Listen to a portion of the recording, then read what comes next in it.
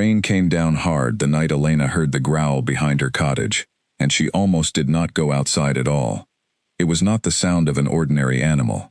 It was low and broken, more like pain than warning, and something about it pulled her toward the door instead of away from it. She grabbed the old lantern from the hook by the window and stepped out into the storm, her bare feet sinking into cold mud, her heart pounding harder with every step toward the tree line. She found him near the fallen oak at the edge of her land, a huge gray wolf lying on his side, blood soaking into the wet earth beneath him. His breathing was shallow. One of his back legs was bent wrong, and there was a deep gash along his ribs that no ordinary wound could explain. Elena knew, the moment she saw him, that this was no normal wolf. The size alone told her that. The way his eyes opened and found hers, sharp and aware even through the pain, told her the rest. She should have run. Everyone in the valley knew the stories about the packs that lived deep in Blackthorn Forest, the shifting families who kept to themselves and punished anyone foolish enough to cross into their territory. Elena's grandmother used to warn her never to walk past the old stone markers after dark, never to help anything she found wounded near the tree line, because kindness in that forest had a way of turning into a debt nobody could pay back. But Elena had never been good at listening to warnings, especially when something in front of her was suffering. She knelt beside the wolf despite the danger, ignoring the way his lips pulled back for just a moment, a warning without any real threat behind it. His golden eyes studied her face, as if trying to decide if she was a danger or not. She spoke to him gently, the way she might speak to a frightened animal, telling him she meant no harm, that she only wanted to help. Whether or not he understood her words, something in her voice must have reached him, because the tension in his body eased, just slightly, and he let her touch the wound along his side. The moment her fingers brushed his fur, something happened that had never happened to her before. Usually her gift showed her flashes of a person's future, the instant skin touched skin, sudden and sharp like lightning. But this time there was nothing, no vision, no flicker of what was to come. Just silence, as if this creature existed outside of whatever strange sense let her see fragments of other people's lives. She told herself it was because he was an animal, not a person, and pushed the confusion aside to focus on what mattered. He was dying if she did not act quickly. She used strips of her own shawl to wrap the wound as best she could, ignoring the way her hands shook, both from the cold rain and from the danger of what she was doing. She half expected him to bite her fingers off at any second, but he did not. He watched her, breathing hard, trusting her in a way that felt almost unnatural for a wild animal to trust a stranger. Elena could not carry him. He was too heavy, so she stayed with him through the worst of the storm, using her body to block some of the wind, keeping pressure on his wound, whispering reassurances she was not even sure she believed herself. Hours passed, the rain slowed to a drizzle, and sometime near dawn, in the pale gray light breaking over the trees, something impossible happened right in front of her eyes. The wolf's body began to shift. Bones cracked and reshaped themselves. Fur receded into skin. Elena scrambled back, pressing a hand over her mouth to keep from crying out, as the massive gray wolf became, in the span of a few agonized breaths, a man. He was tall, with dark hair plastered to his forehead by rain, and even wounded and weak, he had the kind of presence that made the air around him feel different, heavier, like standing near something far more powerful than herself. His eyes opened again, human now, but just as sharp as before, and he looked at her without any of the fear she expected. Instead, there was something like calculation, and beneath that, surprise. "You did not run," he said, his voice rough from pain. Elena swallowed hard, forcing herself to hold his gaze, even though every instinct told her to look away, to apologize, to explain herself. "Should I have?" she asked instead. He studied her for a long moment before answering. "Most people would have," he said. "Most people, when they learn what walks in these woods, do not stay to bandage its wounds." She helped him sit up despite his protests, keeping her hands steady even though her mind was racing with 1,000 questions she did not dare ask yet. She could see now, in the growing light, that he was young for someone who carried himself with such quiet authority, maybe not much older than she was. His eyes kept drifting to the makeshift bandage at his side, and there was something in his expression, brief and almost embarrassed, that told her he was not used to needing anyone's help. "I need to get back to my people before sunrise," he said, trying to stand and failing, his jaw tightening with pain he refused to show fully. Elena caught his arm before he could fall, surprised at how solid he felt despite the blood loss, how his body seemed to draw strength from somewhere even now. "You are not walking anywhere on that leg," she said firmly. "Not yet." He looked down at her hand, still gripping his arm, then back up at her face, and for the first time something like amusement flickered across his features despite the pain. "You give orders easily for someone who has no idea who I am," he said. "Should I know who you are?" she asked, genuinely uncertain. He almost smiled, though it turned into a wince as he shifted his weight. "Not many people ask that question so plainly," he admitted. "Most already know, and most are either too afraid to speak to me or too eager to gain something from doing so." Elena helped him limp the short distance back to her cottage, half carrying his weight, even though he insisted several times he could manage on his own. By the time they reached her door, the sky had turned the soft gray of early morning, and she finally got a good look at him in the light spilling from her window. Whoever he was not from the small farming village nearby. His clothes, torn and blood-soaked as they were, looked finer than anything the local men wore, and there was a coldness beneath his exhaustion, a control that suggested he was used to being obeyed rather than questioned. She settled him onto the chair near her fireplace, and set about properly cleaning and stitching the wound along his ribs, working with a steadiness that came from years of tending to her grandmother's illnesses before she passed. He watched her hands the entire time, quiet, studying her the way someone studies a puzzle they cannot quite solve. "You are not afraid of me," he said eventually, breaking the long silence between them. Elena did not look up from her work. "Should I be?" she asked again, though this time there was a small smile tugging at the corner of her mouth. "I am not what you think I am," he said carefully, watching for her reaction. "I saw what you think I did not notice," she replied simply. "I know exactly what you are. I am choosing to help you anyway." Something shifted in his expression at that, something she could not quite name. Most people, once they learn the truth about creatures like him, either scream, faint, or try to use the knowledge against him somehow. She did none of those things.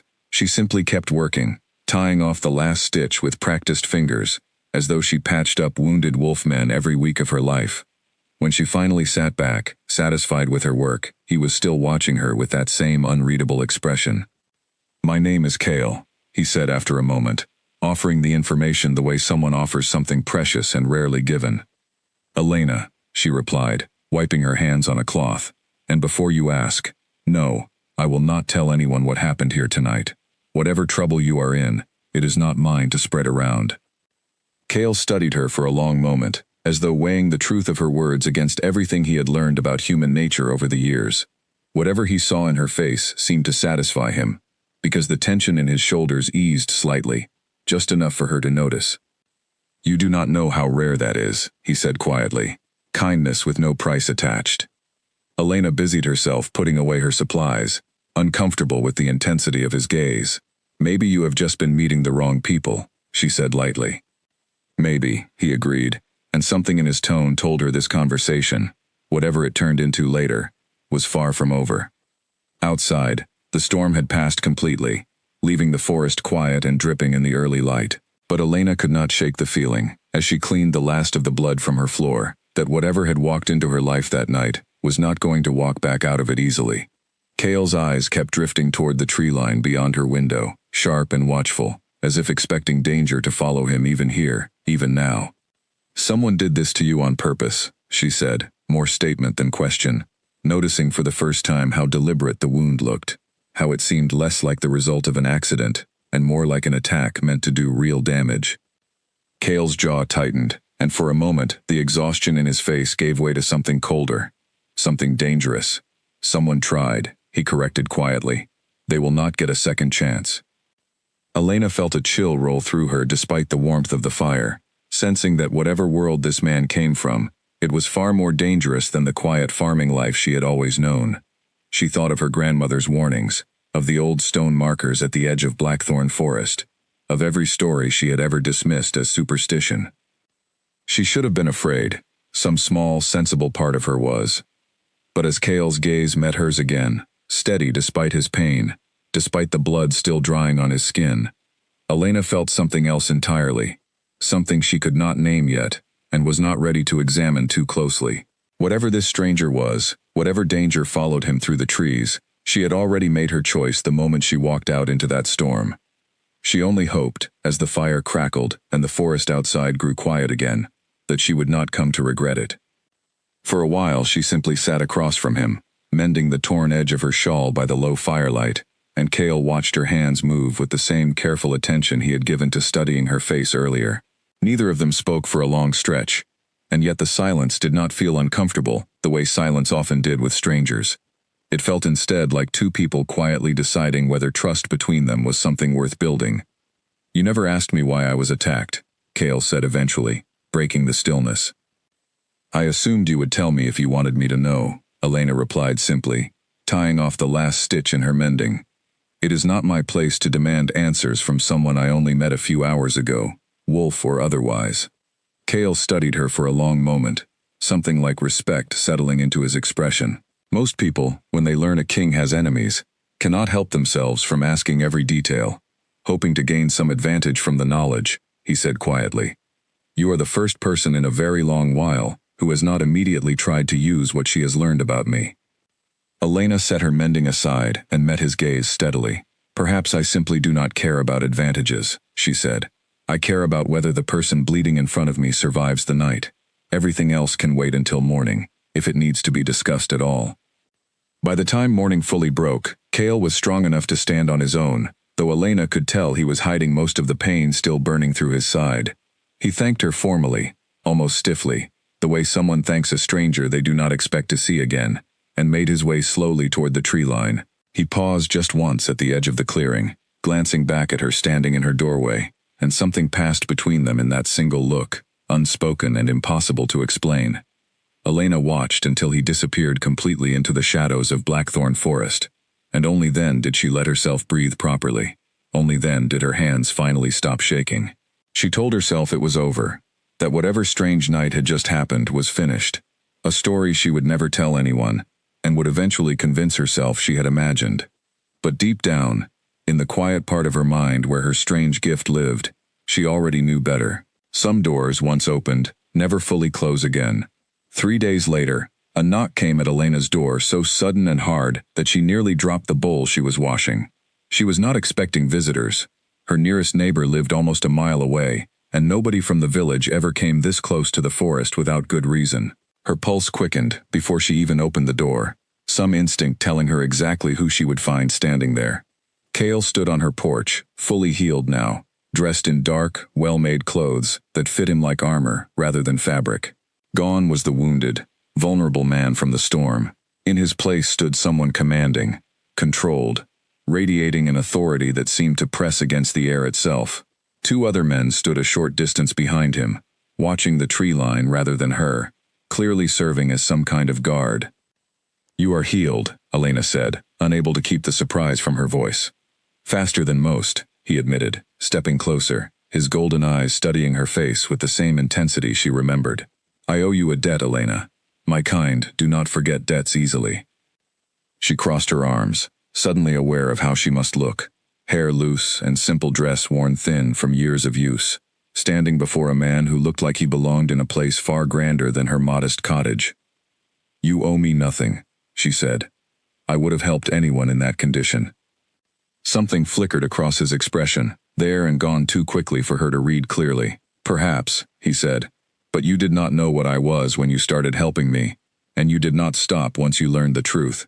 That matters more than you realize." Elena shifted uncomfortably under his gaze, unsure what to say to that. "Why are you here, Cale?" she asked instead, cutting straight to the point the way she always did when nervous. He hesitated, and for just a moment, the confident mask slipped, revealing something more uncertain underneath. "I need your help again," he admitted, "not with wounds this time." Elena raised an eyebrow, waiting. "There is something happening within my pack," he continued, his voice lowering, even though there was no one nearby who could overhear. "Something dangerous. My people are getting sick, weak, in ways that make no natural sense. My healers cannot explain it, and my seers, the ones meant to guide us through dangers like this, have gone quiet with fear rather than answers." "I do not understand what any of that has to do with me," Elena said carefully. though a strange feeling was already settling low in her stomach, a mix of curiosity and dread she could not fully separate. Kale's eyes did not leave hers.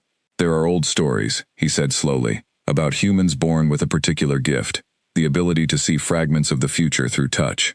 My people call them seers, though the bloodline was believed lost generations ago." Elena felt the blood drain from her face. She had never told anyone about her ability, not even her closest neighbors, terrified since childhood of what people might do if they knew the truth about her. The fact that Kale knew, that he had somehow guessed or discovered her secret, sent a jolt of fear through her entire body. "How do you know that?" she demanded, backing up half a step without meaning to. "I did not know, not for certain," he admitted, holding his hands up slightly, an unfamiliar gesture of reassurance from someone who clearly was not used to needing to reassure anyone. "But when you touched my wound that night, I felt something strange pass between us, a kind of pull I have only heard described in old pack legends. I suspected then, I am certain now, seeing your reaction."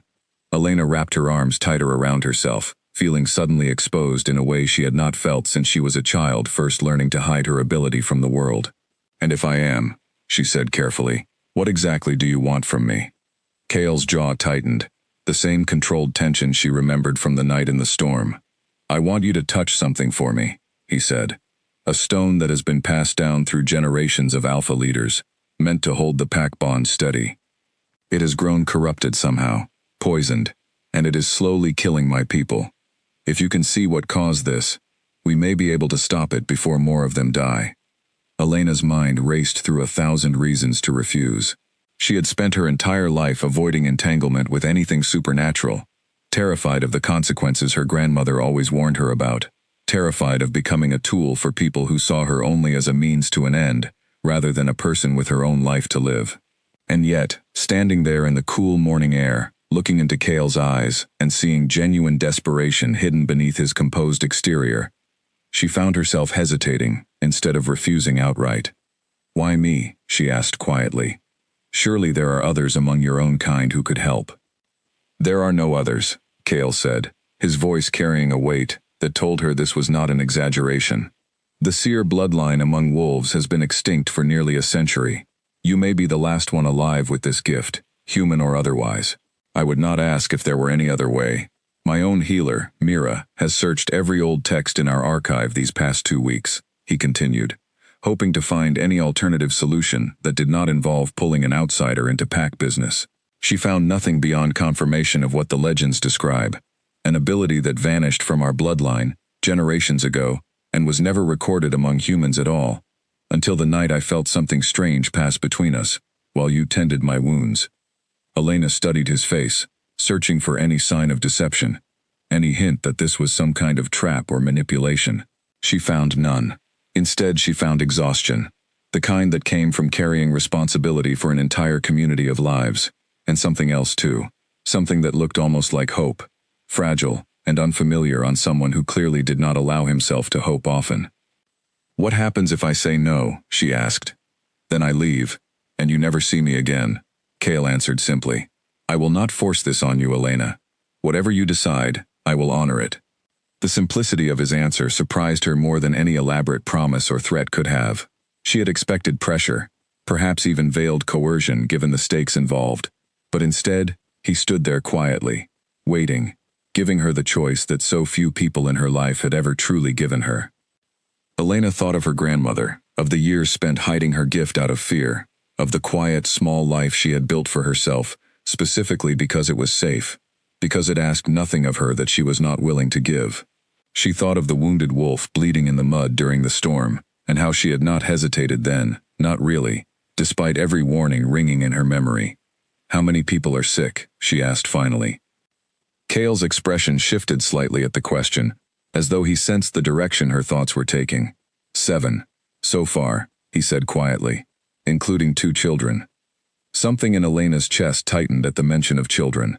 She thought of the choice in front of her, weighed the danger of involving herself further in a world she barely understood, against the cost of turning away from people, even wolf people, who were suffering and dying without answers.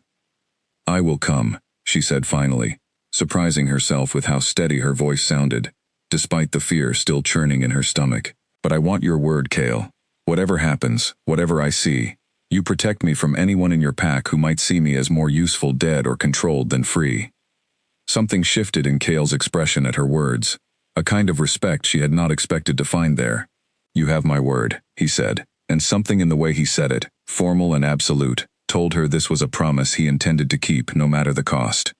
They left for Blackthorn territory within the hour, Kale matching his pace to hers despite his obvious impatience, the two silent guards trailing a respectful distance behind them.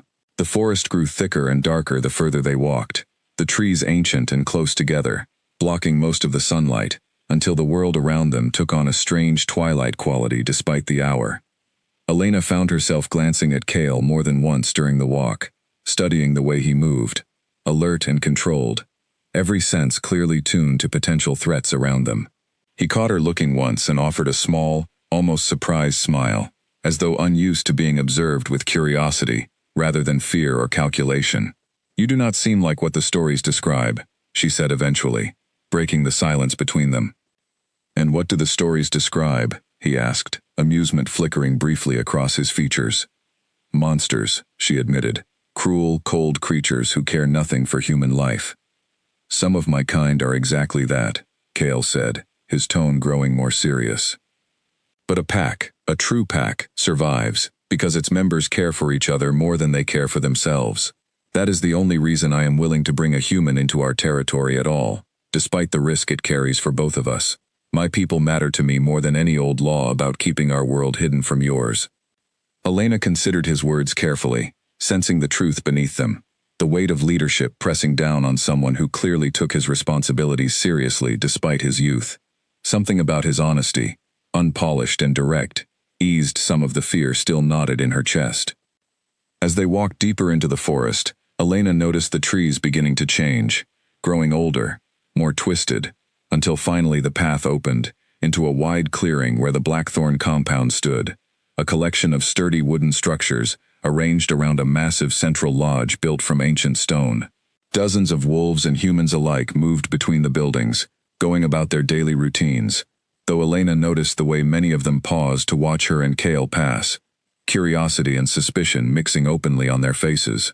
"This is the first time in generations a human has been welcomed into this territory willingly," Kale said quietly, noticing her nervous glance at the watching crowd. "Do not let their staring unsettle you. My people are protective, not cruel." Elena nodded, though her heart continued to race as they approached the central lodge, aware of just how far she had wandered from the safe, predictable life she had built for herself. Whatever waited for her inside those stone walls, she knew there was no turning back now, not after everything she had already seen, not after the promise she had made to a king who had bled in her arms during a storm. Kale led her through the heavy wooden doors of the lodge, and the moment they stepped inside, Elena felt a strange pressure settle over her skin, as though the very air inside carried some kind of ancient weight, old magic pressed into every stone and beam. At the far end of the main hall, resting on a raised stone platform, sat a large dark object that pulsed faintly with a sickly greenish light, visible even from this distance. "That," Kale said quietly, following her gaze, "is the bond stone, and that light should never look like that." Elena felt a cold chill roll down her spine as she stared at the pulsing stone, sensing immediately, even from a distance, that whatever waited for her there was far more dangerous than anything she had prepared herself for. Before they reached the platform, an older man with a cane blocked their path, his weathered face tight with open disapproval as his eyes moved between Kale and Elena. "This is not wisdom, Kale," he said bluntly, his voice carrying easily through the hall. "Bringing a stranger, a human stranger, to stand before the very heart of our pack bond. Your father would never have allowed such a thing." "My father is not the one watching our people die one by one," Kale answered, his tone even but firm, carrying none of the harshness the older man seemed to be inviting. "I will hear objections once we have a cure, Bertram. Until then, I would ask you to trust the choices I am making for this pack, the same as you trusted my father before me." The old man, Bertram, held Kale's gaze a moment longer, before finally stepping aside, though his eyes lingered suspiciously on Elena as she passed. She kept her chin level and her steps steady, refusing to let his obvious distrust unsettle her, though she felt the weight of his stare long after they had moved beyond him toward the platform. "He is not wrong to be cautious," Elena murmured quietly to Kale, once they were out of earshot. I would be suspicious too, in his position. Caution I welcome, Kale replied just as quietly. Cruelty towards someone risking her own well-being for my people, I will not tolerate, from him or anyone else in this hall.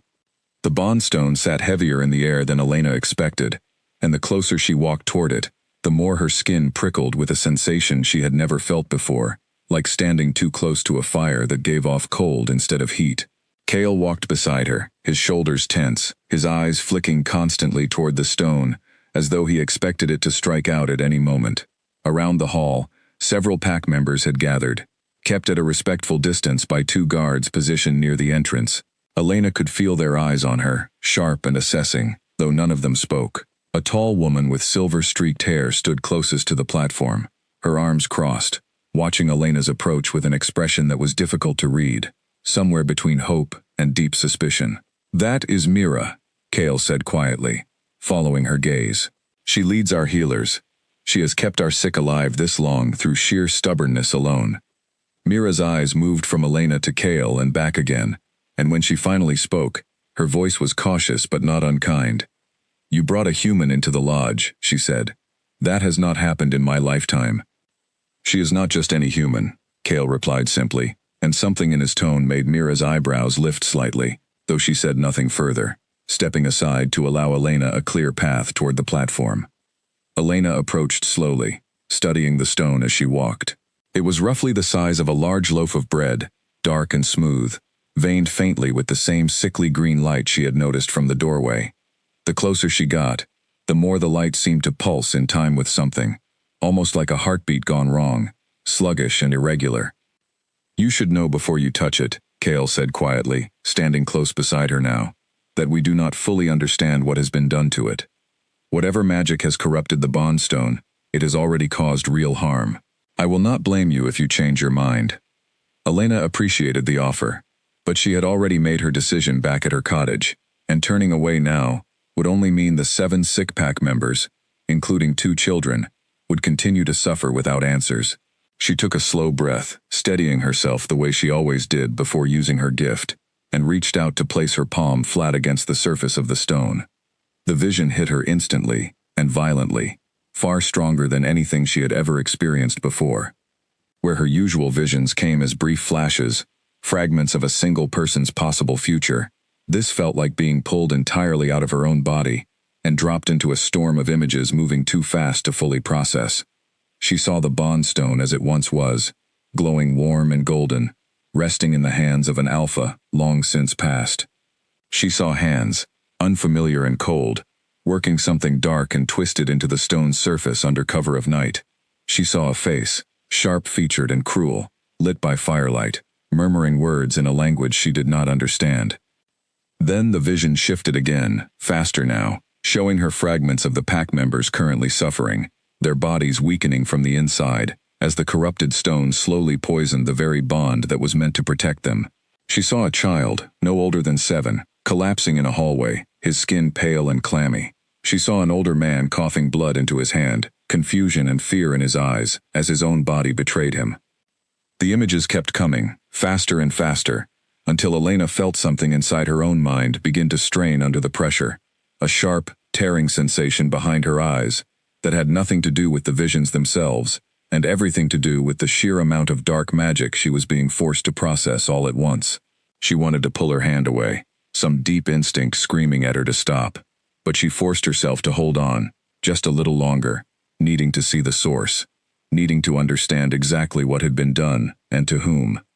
Finally, just as she felt she could not endure another second, the vision clarified into something sharp and clear.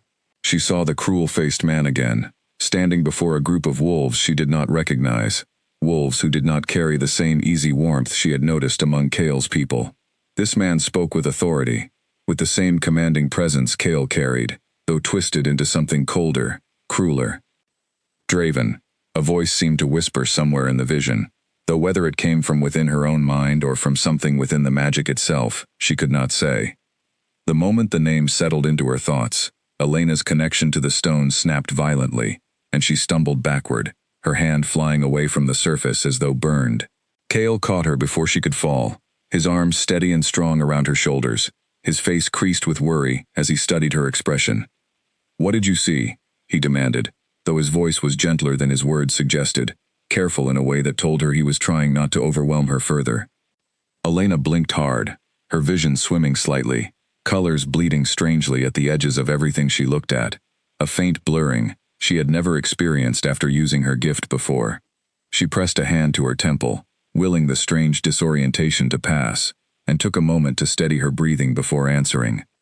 "Draven," she said finally, the name feeling strange and heavy on her tongue. "Someone named Draven did this.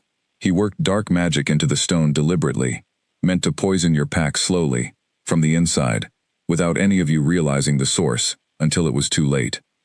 The reaction around the hall was immediate and sharp. Several pack members gasped audibly, and Mira's face went pale, her arms dropping to her sides as though the strength had gone out of her entirely.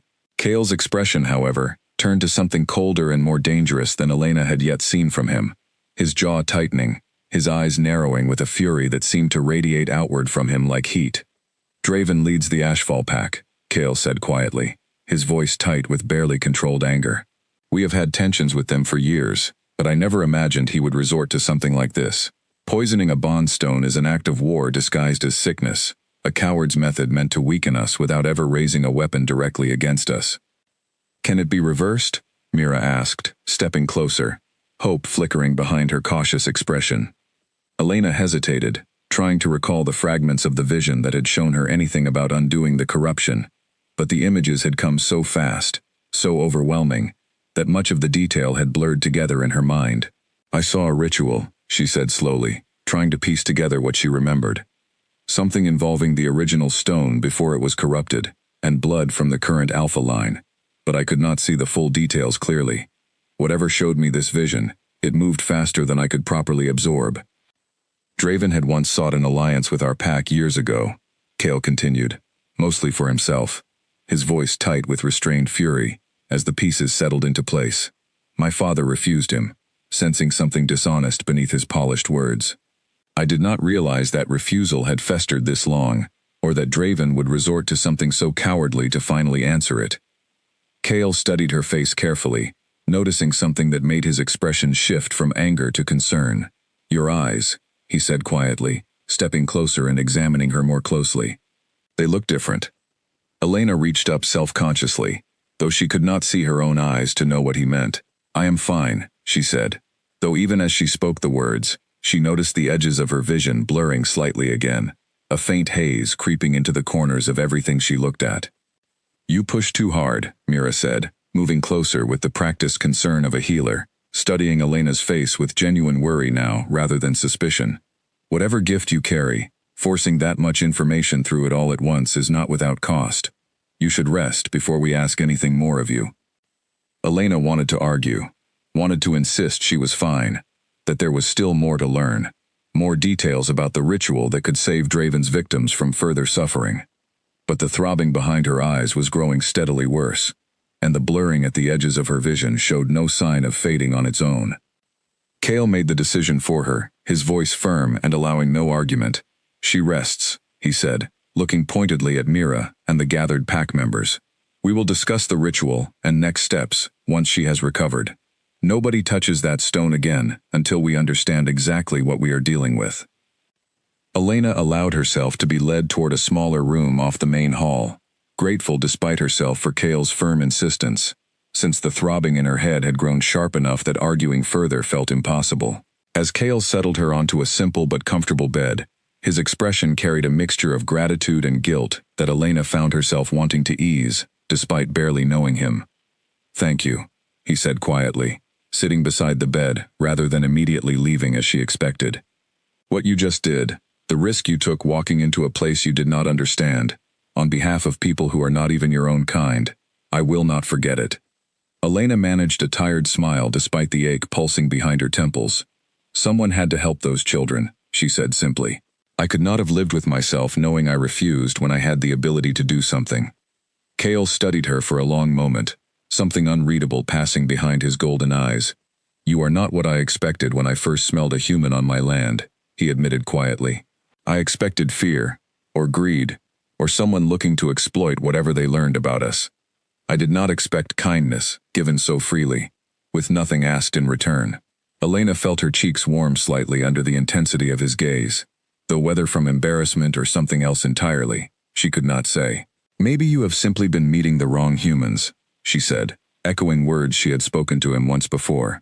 Something like a genuine smile touched Cale's mouth then, brief but warm, before his expression turned serious again. Rest now, he said, standing slowly. We will need your strength again soon, though I promise you, we will move more carefully this time. I will not let this cost you more than it already has. Elena wanted to reassure him, wanted to tell him she would be fine, that whatever strange blurring had crept into her vision would surely fade with rest. But as Cale left the room and the door closed quietly behind him, she found herself staring at the ceiling above her, watching the edges of the wooden beams swim slightly out of focus, and a small, quiet fear began to settle deep in her chest, one she was not yet ready to name out loud. Sometime later, a soft knock came at her door, and when she called out permission to enter, it was not Cale who appeared, but a young pack member she had not yet met, carrying a simple tray of bread, cheese, and warm broth. The girl, who introduced herself shyly as Brielle, set the tray down carefully and lingered a moment longer than necessary, curiosity plain on her young face. Is it true you can see the future? Brielle asked, her voice hushed with the particular wonder only the very young seemed able to summon so easily. Elena managed a tired smile, despite the ache still lingering behind her eyes. Not exactly the future, she explained gently. More like glimpses, fragments that might come true, or might simply be warnings of what could happen if nothing changes. That sounds frightening, Brielle said honestly. Sometimes it is, Elena admitted, but today it may have saved some lives, and that makes the fear worth carrying. Brielle considered this with the serious thoughtfulness children often surprised adults with, then smiled and offered a small, encouraging nod, before slipping back out of the room, leaving Elena alone again, with her thoughts and the quiet crackle of the fire nearby. She ate slowly, grateful for the simple kindness of the gesture, and found herself, despite everything uncertain still ahead, feeling a little less like an outsider within these unfamiliar stone walls. Elena woke to shouting somewhere beyond her door, sharp and urgent, and for a moment she could not remember where she was. The unfamiliar wooden ceiling above her, the smell of wood smoke and pine rather than the herbs of her own cottage, brought the memories rushing back all at once. She sat up too quickly, and the room tilted sideways for a dizzying second before settling again, though the edges of everything around her still carried that same faint blur she had noticed the day before. She rose and made her way to the door, following the voices until she reached the main hall, where a small crowd had gathered near the entrance. Cale stood at the center of it, his posture rigid, listening to a breathless young man who had clearly run a great distance to deliver whatever news he carried. 2 more have fallen sick, the young man was saying, his voice tight with fear. And this morning, old Garrick did not wake at all. The hall fell into a heavy silence at that, and Elena felt her stomach twist with dread. She pushed forward gently, until she stood near enough for Cale to notice her, and when his eyes found hers, something in his expression eased slightly, though the tension in his shoulders remained. He did not survive the night, Cale said quietly to her, once the messenger had been sent to rest. The stone is working faster than we realized. We do not have as much time as I hoped. Elena felt the weight of that news settle heavily over her, an old man dead now because of a curse she had only glimpsed in fragments. Tell me everything you remember about the ritual, she said. Even the smallest detail might matter now. Cale led her to a quiet corner of the hall, away from the gathered crowd, and together, they tried to piece together the fragments Elena had managed to retain from her vision. She described the blood of the current Alpha line, the mention of the original uncorrupted stone, though she admitted she had no idea where such a stone might be found if the current one had already been poisoned beyond repair. There may be one possibility, Cale said slowly, thinking aloud. My grandfather, before he passed leadership to my father, was said to have kept a smaller stone, a kind of seed piece, taken from the original, before it was set into the platform generations ago. If it still exists, it would be kept in the old vault beneath this lodge, sealed away, and forgotten by most of my people. Then we need to find it, Elena said, feeling a flicker of hope despite the exhaustion still weighing on her. Cale nodded, calling for Mira and 2 other trusted pack members, to help search the old records for any mention of the vault's location. As the search began, Elena found herself pulled aside by Mira during a quiet moment, the older woman studying her face with a healer's careful scrutiny. "Your eyes have not improved since yesterday," Mira said gently. No accusation in her tone, only concern. "Has the blurring gotten worse, or stayed the same?" Elena hesitated, not wanting to add more worry to an already desperate situation, but something about Mira's steady, kind gaze made honesty feel like the only option. "It has gotten slightly worse," she admitted quietly, "especially in bright light. I did not want to trouble anyone with it while there are people dying." Mira's expression tightened with concern, though she did not push further, clearly understanding the urgency of the larger crisis, even as her healer's instincts flagged Elena's condition as something requiring attention. "Whatever this gift of yours costs you," she said carefully, "I suspect we have not yet seen the full price. Please, promise me you will tell someone the moment it worsens further." Elena promised, though even as the words left her mouth, she felt a small twinge of unease at how easily she had already begun hiding her own suffering in favor of helping people she had known for less than 2 days. She thought briefly of her grandmother, of all the warnings about becoming entangled in a world that would eventually ask more of her than she could safely give, and pushed the thought aside, focusing instead on the search happening around her. By late afternoon, one of the pack's oldest record keepers, a quiet man named Owen, who rarely left his study, emerged with an old map sketched onto weathered parchment, showing passages beneath the lodge that had not been used in generations. Cale studied the map carefully before looking up at Elena, his expression a mixture of hope and caution. "The vault, if it still holds anything at all, lies at the end of these passages," he said. "But the tunnels have not been maintained in decades. There is no telling what condition they are in, or what dangers might have settled into them since they were sealed." "I am coming with you," Elena said immediately, before he could suggest otherwise. Cale studied her for a long moment, clearly weighing the risk to her health against the necessity of her presence, should they need her gift, to confirm whatever they found in the vault actually matched what she had seen in her vision. Finally he nodded, though his expression remained tight with worry. "Stay close to me," he said, "and tell me immediately if anything feels wrong, with the tunnels or with your own condition." They descended into the passages as evening fell, torches casting flickering shadows against damp stone walls that had clearly not seen light in a very long time.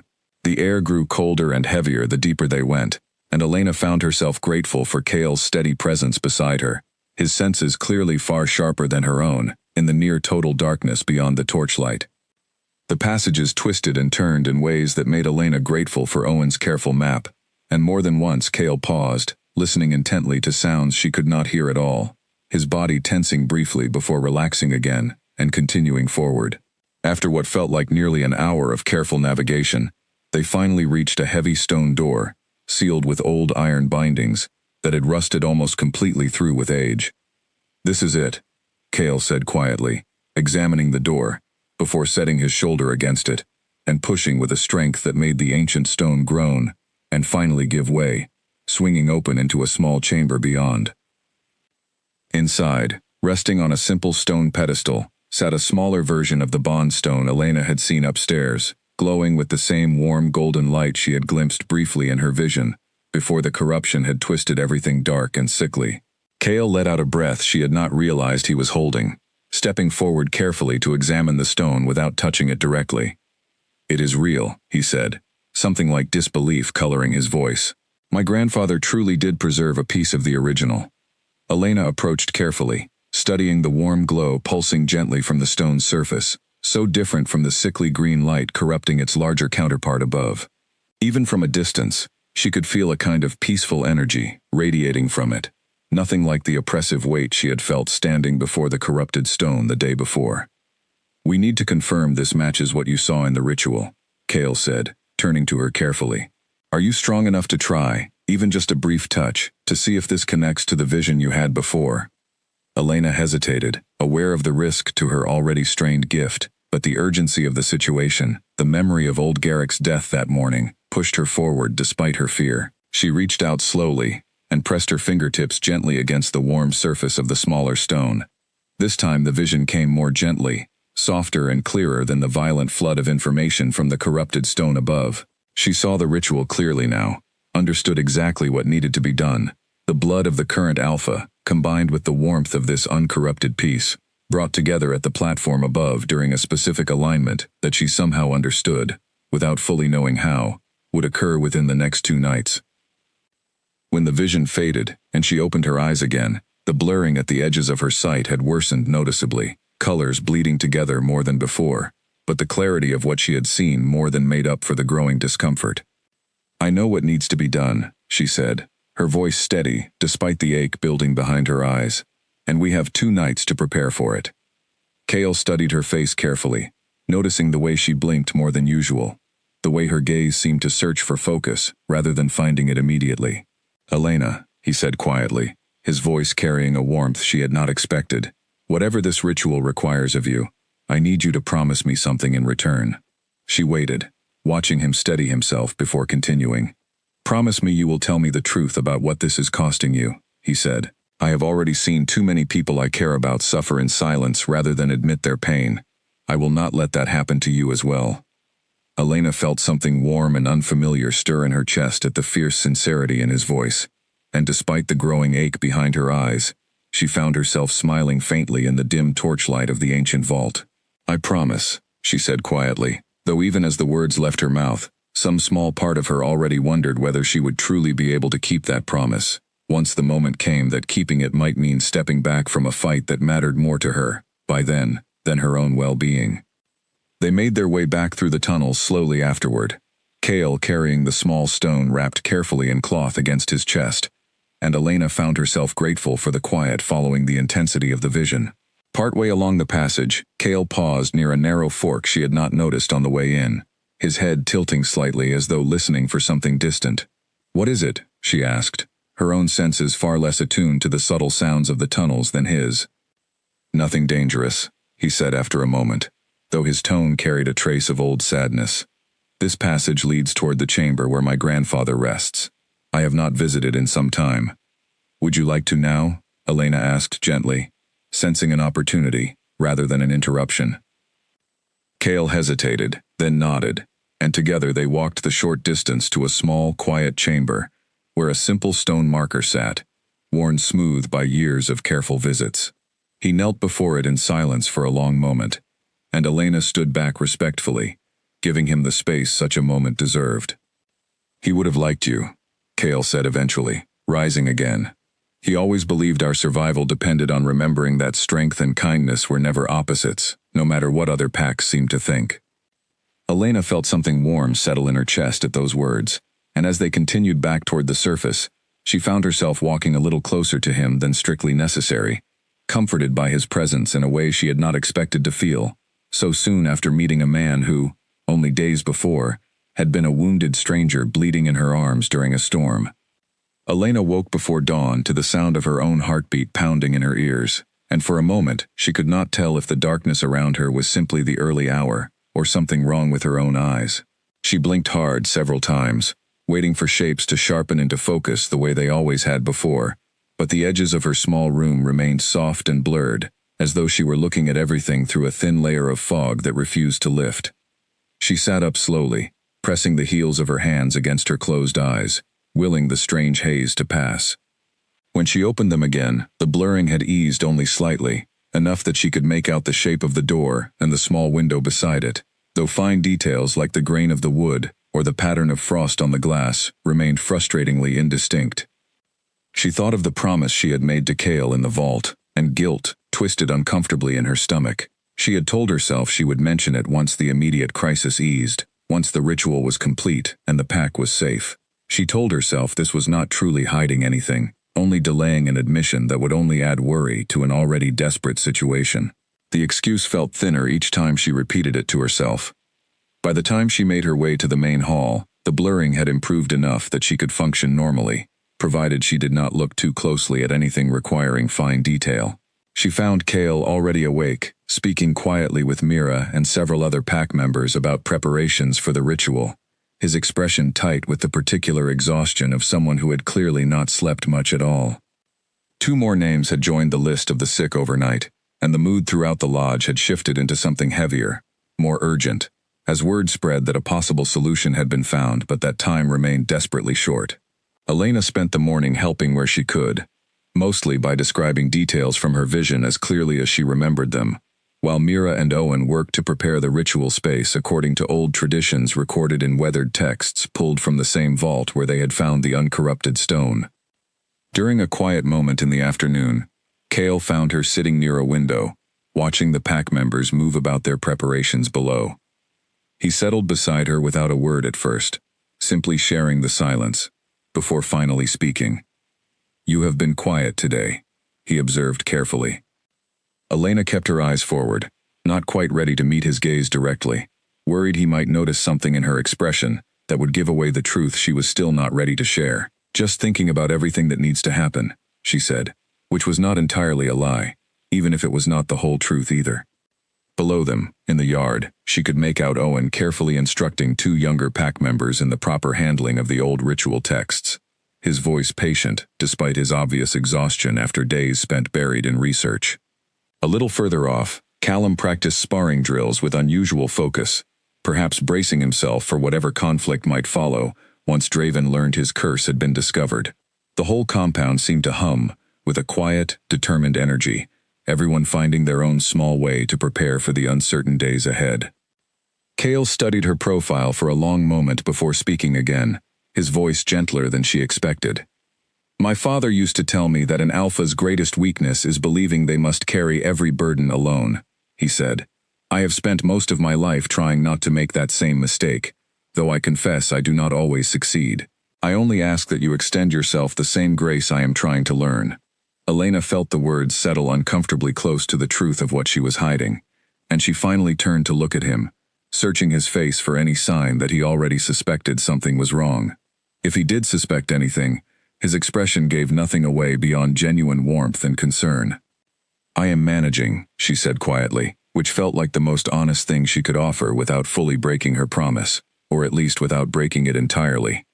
Cale accepted this with a small nod, though something in his eyes suggested he was not fully convinced.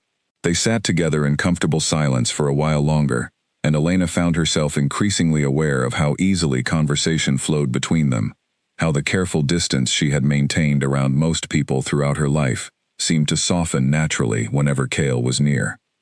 "Tell me about your life before all this," Cale said eventually, breaking the silence with genuine curiosity rather than any strategic purpose. "What was it like, growing up with a gift like yours, in a world that would fear it if they knew the truth?" Elena considered the question carefully before answering, surprised by how much she wanted to share the truth with him despite years spent guarding it fiercely from everyone around her. "Lonely, mostly," she admitted. "My grandmother was the only person who ever knew, and she taught me from a very young age how to hide it, how to avoid touching people longer than necessary, how to explain away the moments when my expression changed, because I had seen something in someone's future I was not meant to see." "That sounds like an exhausting way to live," Cale said quietly, and there was no pity in his voice, only understanding. "It was," she admitted, "but it also kept me safe.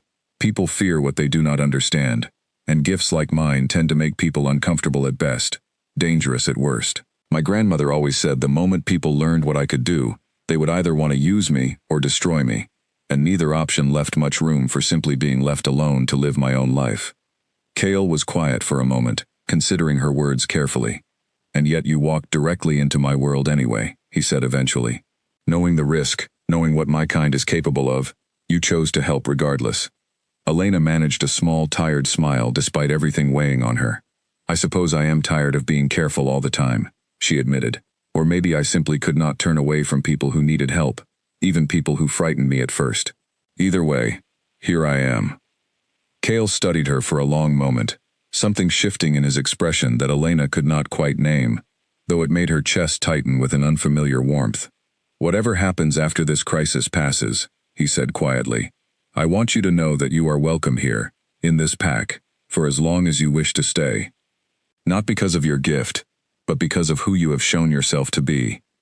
Elena felt heat rise in her cheeks at the sincerity in his voice, and she found herself unable to look away from his golden eyes despite every instinct telling her to guard her heart more carefully than this.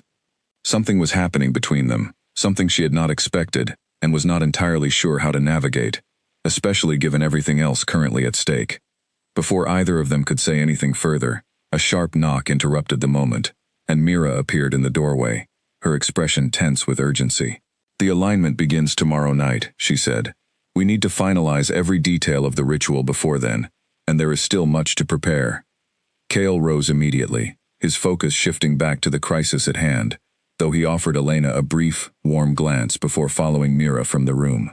Elena remained seated a moment longer, pressing a hand against her chest, as though she could physically steady the strange flutter that had settled there during their conversation. She thought again of her promise to tell him the truth about her worsening sight, and guilt twisted sharply through the warmth still lingering from their conversation.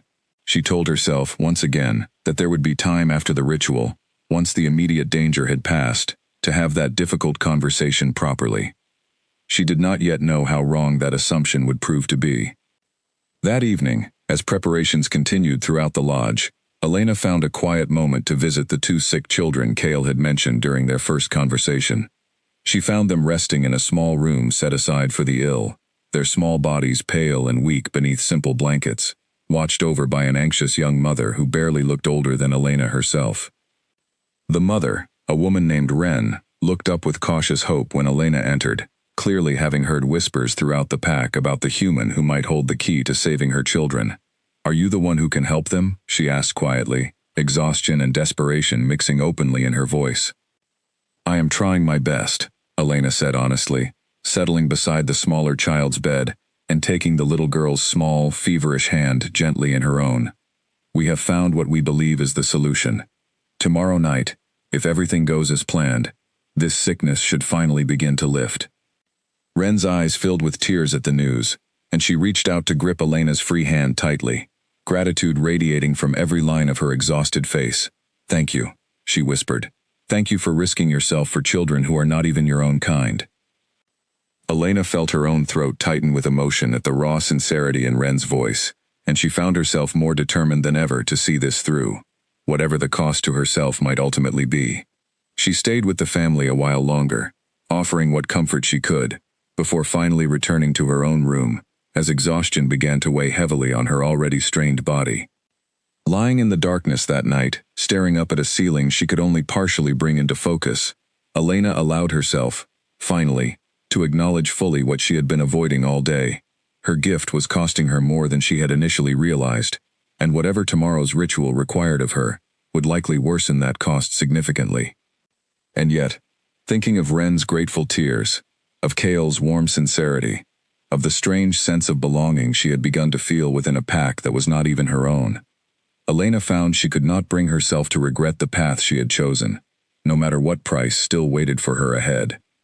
Before sleep finally claimed her, she heard soft footsteps pause just outside her door, lingering there for several long moments without ever knocking. She recognized the particular quiet weight of that presence instantly, and though part of her wanted to call out, to invite Cale inside so they might simply sit together a while longer, she said nothing, sensing that he too was wrestling with feelings neither of them had fully named yet. Eventually the footsteps moved away again, quiet and unhurried, and Elena lay in the darkness, listening to the old lodge settle around her, timbers creaking gently in the night air, distant voices of guards exchanging watch duties somewhere near the outer wall. She thought of the two sick children resting nearby, of old Garrick whose fate still hung uncertain, and she made a silent promise to herself that whatever the ritual ultimately cost her, she would not let fear rob her of the chance to see it through completely. Sleep, when it finally came, was restless and thin, filled with fragmented images that were not quite full visions, but not quite ordinary dreams either.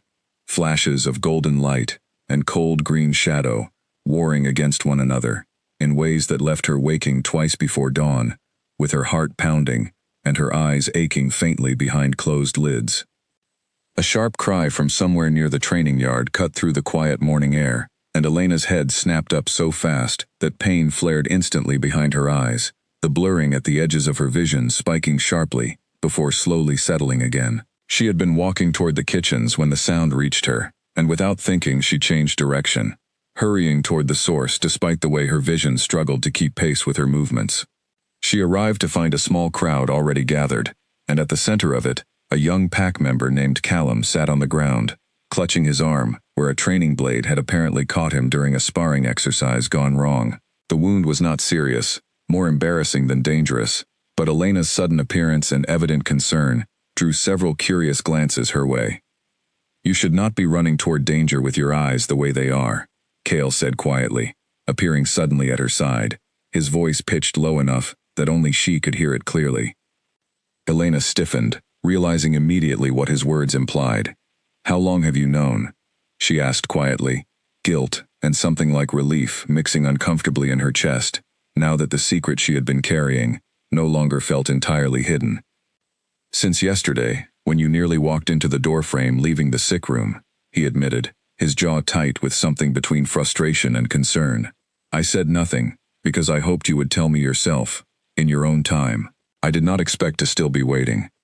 Elena felt heat rise in her cheeks, embarrassment mixing with the familiar guilt of a promise not fully kept. "I did not want to add more worry to everything else you are already carrying," she admitted quietly. Cale's expression softened slightly, though the concern in his eyes did not fade. "That is precisely the kind of thinking I asked you not to indulge," he said gently. "Elena, how bad has it truly gotten?" She hesitated, aware that continuing to minimize the truth now would only deepen the breach of trust already forming between them. "It comes and goes," she admitted finally. "Bright light makes it worse. Fine details are becoming difficult, and yesterday, for a moment, I could not clearly make out your face from across the room."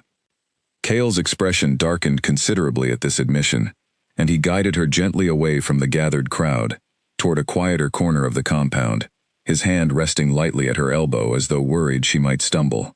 "This cannot continue," he said firmly, once they were alone. "Whatever this ritual requires tonight, I will not allow you to risk further damage to your sight." Elena pulled back slightly, surprised by the sudden firmness in his tone. "Cale," she said carefully, "the ritual requires my gift to confirm the alignment is correct, and to guide the blood offering precisely. Without me, there is no guarantee this works at all." "Then we find another way," Cale insisted, his voice carrying the same commanding authority she remembered from their very first meeting, though now directed protectively toward her, rather than outward toward some external threat. "I will not trade your future for my pack's survival, Elena. There must be another solution." "There is no other solution, and you know it," Elena said, matching his firmness with her own. "Your people are dying, Cale. Children are dying. I did not come this far, did not risk this much, simply to stop now because the cost has become uncomfortable for you to witness." "Elena, listen to reason for once," he said, his voice tightening with rare frustration. "You have already given more than any of us had a right to ask. I will not stand by and watch you lose even more, simply because circumstances have made it convenient to keep asking." Cale's jaw tightened, frustration and helplessness warring visibly across his features. "This is not about my comfort," he said, his voice rough with an emotion Elena had not expected to hear from him. "This is about you, about what I am allowing to happen to someone who owes my pack nothing, who has already given more than any of us have any right to ask." Elena softened slightly at the raw sincerity in his voice, understanding now that his protectiveness came from somewhere deeper than simple duty or guilt. But before she could respond, a commotion near the compound's outer gate drew both their attention, shouts of alarm rising sharply into the morning air.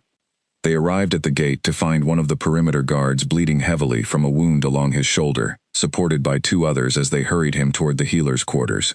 "Ashfall scouts," the wounded guard managed to gasp out. "They tested our borders at first light.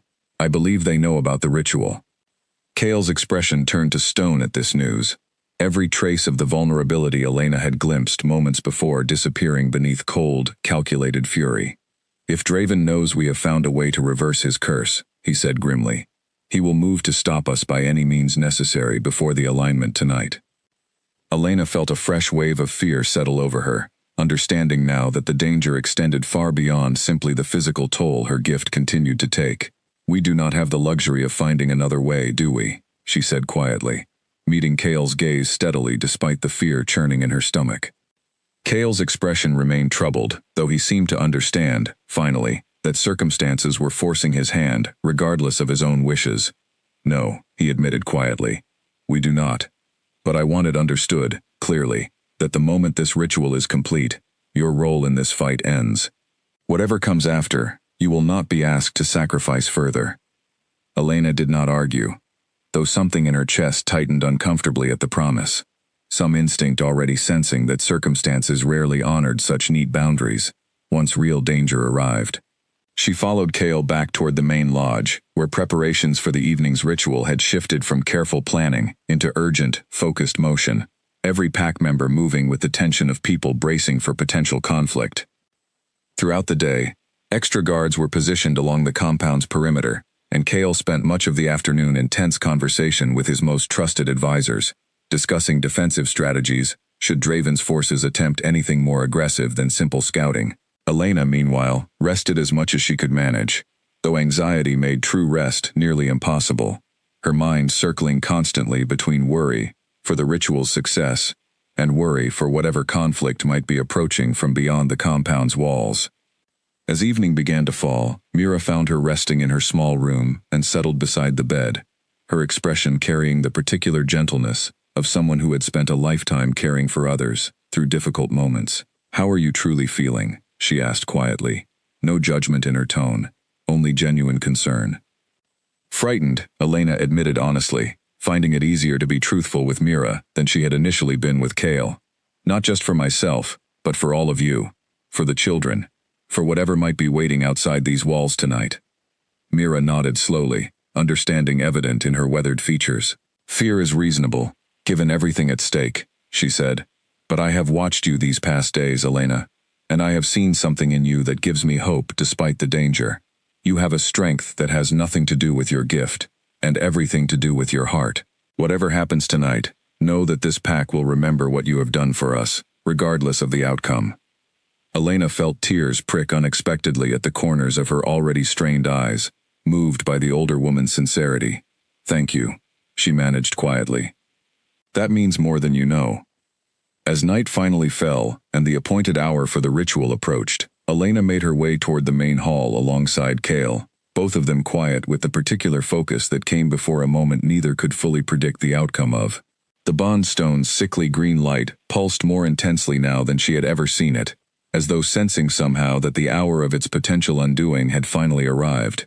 "Whatever happens tonight," Kale said quietly, pausing just before they entered the hall, "know that meeting you has been the single fortunate thing to come from an otherwise difficult season for my pack. I do not say that lightly." Elena met his gaze steadily, despite the fear and exhaustion weighing on her, something warm and fierce settling in her chest, despite everything uncertain still ahead.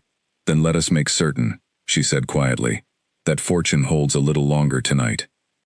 Together, they stepped into the hall, where the pack had gathered in tense, hopeful silence, and the small, uncorrupted stone from the vault waited on a side table near the platform, glowing gently with the warm, golden light that represented, for all of them, their last and best hope against the darkness Draven had unleashed upon their home. Near the back of the gathered crowd, Elena noticed Bertram standing quietly beside Owen, his usual suspicions softened into something closer to cautious hope. When his eyes met hers briefly across the hall, he offered a small, stiff nod, the closest thing to an apology she suspected the proud old man was capable of giving. She returned the gesture, understanding that trust, once shaken by fear of the unknown, often mended slowly rather than all at once. Ren stood near the front as well, her two sick children carried gently in the arms of pack members, too weak themselves to walk, their small faces pale and still, despite the shallow rise and fall of their breathing. Seeing them, Elena felt the weight of the coming ritual settle even more heavily across her shoulders, understanding fully now, in a way that went beyond abstract duty, exactly whose lives depended on what she and Kale were about to attempt. Mira caught her eye, and offered a steady, encouraging nod, the ceremonial blade already resting ready in her careful hands. Whatever fear still lingered in Elena's chest, she drew strength instead from the quiet resolve surrounding her on every side, a pack united now in hope rather than division, waiting together for the moment the moonlight would finally align. The hall fell silent the moment Elena stepped onto the raised platform beside Kale, every eye in the room fixed on the two of them, and the sickly glow radiating from the corrupted bondstone before them. Mira stood ready nearby with a small ceremonial blade, while Owen held the ancient text describing the ritual, his hands trembling slightly, despite his obvious effort to remain steady for the pack's sake. "We begin the moment the moon reaches its peak. Owen said quietly, glancing toward the narrow window where a sliver of pale light was slowly climbing across the stone floor. Not before, not after. The alignment must be exact. Elena nodded, positioning herself as instructed near the corrupted stone, the small uncorrupted piece from the vault resting in her hands, its warmth a stark contrast to the cold dread pooling in her stomach. Her vision blurred more severely under the strain of concentration, the edges of the room swimming slightly even in the dim lighting, but she forced herself to focus, knowing how much depended on her guidance being precise. As the moonlight crept closer to the marked position on the floor, a commotion suddenly erupted near the compound's outer walls, shouts and the sharp clash of something violent cutting through the tense silence of the hall. Cale's head snapped toward the sound instantly, his entire body tensing with the readiness of someone prepared to defend his people at a moment's notice. "They are here," one of the guards called from the doorway, breathless with urgency. "Ashfall wolves, breaching the eastern fence." Cale's jaw tightened, torn visibly between his duty to lead the defense and his responsibility to see the ritual through to completion. "Mira," he said quickly, "can you guide the ritual without me for a few moments?" "I can try," Mira said, though uncertainty colored her voice. Elena, still holding the small stone, felt panic rising at the thought of continuing, without Cale's steady presence beside her, though she understood immediately why he needed to go. "Go," she said firmly, meeting his eyes despite the effort it now took to focus clearly on his face. "Protect your people. I will make certain this works." Cale hesitated only a moment longer before nodding sharply and moving toward the door, calling out orders to the gathered guards as he went, his voice carrying the absolute authority of a leader whose people trusted him completely. Elena watched him go, her heart pounding with fear for his safety, even as she forced her attention back to the ritual at hand. The moonlight finally reached its marked position, and Owen called out the signal to begin. Mira moved forward with the ceremonial blade, drawing a small amount of blood from her own palm, since as one of the pack's most trusted healers, and a distant relation to the Alpha line, her blood carried enough of the bonding lineage to serve the ritual's purpose in Cale's absence. Elena guided the placement of the uncorrupted stone against the corrupted one, following the fragmented memory of her vision, as closely as she could manage despite her worsening sight. The moment blood touched stone, a violent surge of energy rippled through the hall, the sickly green light flickering and warring visibly against the warm golden glow of the uncorrupted piece. Elena felt the pull of her gift activate involuntarily, images flooding her mind faster than she could brace herself for, the ritual's magic demanding one final vision to confirm the process was unfolding correctly. Through the chaos of images flashing behind her eyes, she caught fragments of the fighting happening outside, glimpses of Cale locked in fierce combat near the compound's eastern boundary, his movements swift and lethal despite the danger surrounding him. She saw, with growing horror, a shadow moving toward him from an angle he could not see, someone circling for an attack he had no way of anticipating in the heat of the larger battle. "Cale," she gasped aloud, though whether the warning could reach him from inside the hall, she had no way of knowing. The vision shifted again, pulling her attention back toward the ritual itself, showing her the final steps needed to seal the corrupted stone's transformation permanently. She saw the exact placement required, the precise words that needed to be spoken, and understood with sudden clarity that if this final step was not executed exactly right, the corruption would not simply persist, it would spread further and faster than before, consuming far more than the 7-pack members currently suffering. "Move the stone 3 fingers to the left," Elena called out, her voice strained with the effort of processing the overwhelming vision, even as her physical sight blurred nearly to uselessness now, the pain behind her eyes sharpening into something almost unbearable. "Mira, speak the binding words now, exactly as written in the text. Do not hesitate." Mira, trusting Elena completely despite her own uncertainty, followed the instructions precisely, her voice steady, despite the tension gripping the entire hall. The moment the binding words left her lips, the sickly green light within the corrupted stone convulsed violently, then began to recede, swallowed gradually by the warm golden glow spreading outward from the smaller stone Elena still held steady against it. Elena felt the exact moment the ritual succeeded, a wave of relief washing through the hall as the corrupted stone's color shifted fully from sickly green to warm, steady gold, matching its smaller counterpart perfectly. But the triumph was short-lived, because in that same instant, The visions overwhelming her mind reached a final, devastating peak, and something inside her seemed to simply give way entirely.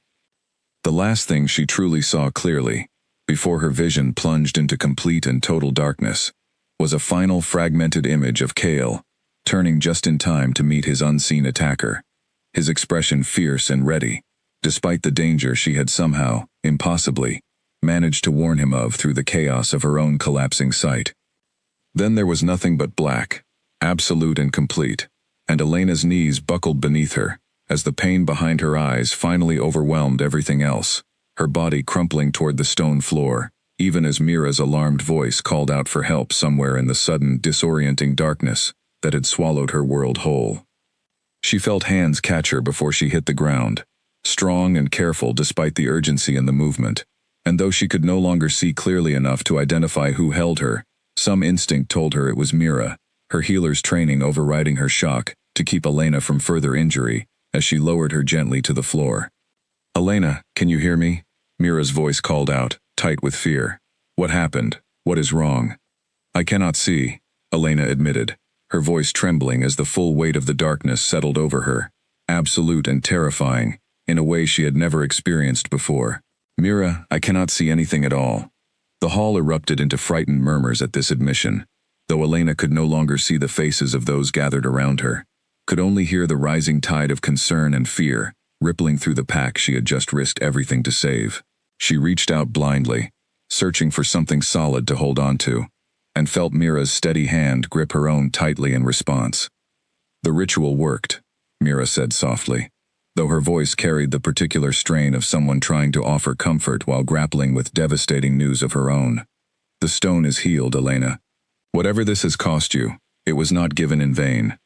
Elena wanted to feel some measure of comfort in that knowledge, wanted to hold on to the fact that the sacrifice had achieved its purpose, but the terror of total, sudden blindness pressed too heavily against everything else she might have felt in that moment.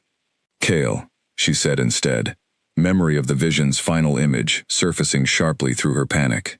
"Is he safe? I saw him in danger, right before everything went dark." A commotion at the hall's entrance answered her question before Mira could.